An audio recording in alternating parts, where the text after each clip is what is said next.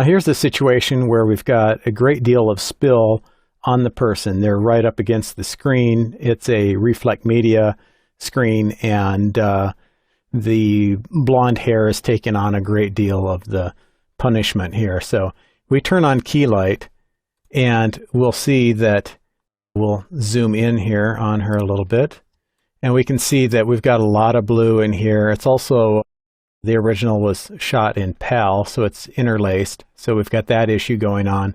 There's a not very forgiving shot here, but there is a way to break this down without causing a great deal of difficulty.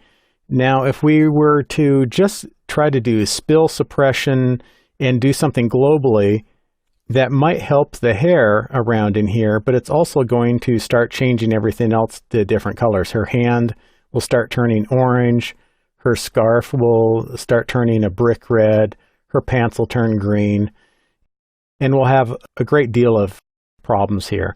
So what I do is I do as much as I can globally. I come in and I try to brighten up some of the global levels in here to try to knock back some of the issues in her sweater. And then I bring the saturation back down so it doesn't look cartoony. And that helps along in the sweater area and in her hands and whatnot. That brings everything back to that level really well. But then what I had to do is mask out just her head and then do a global hue saturation, and then I colorized it. So I could match the color globally of just this head location to her hair. So that way I could match the color there and isolate the problem just in her head. We look at it and go, well, now her head looks goofy. She looks like she's got a cardboard thing stuck on her face here.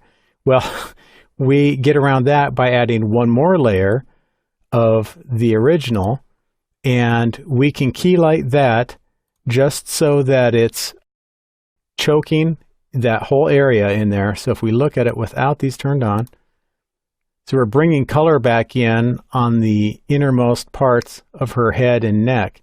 And because we're using that original color right down the middle of her body, her legs, her hands, and everything, that introduces that back in, and it's in a nice, soft, natural way. Of course, over time, you have to make sure that your masks follow your character as they're moving and everything. But we can see that just by layering things up and working on problem areas independently instead of globally trying to make everything work, just cut things up kind of like a jigsaw puzzle, put them all back together again, layer things in until you get just the right mix to take care of those issues. Hair is a really big one, and especially blonde hair, because it reflects everything around it. So that's just one of many ways you can approach this, but this is a real quick and easy way that I found that's worked for me time and time again.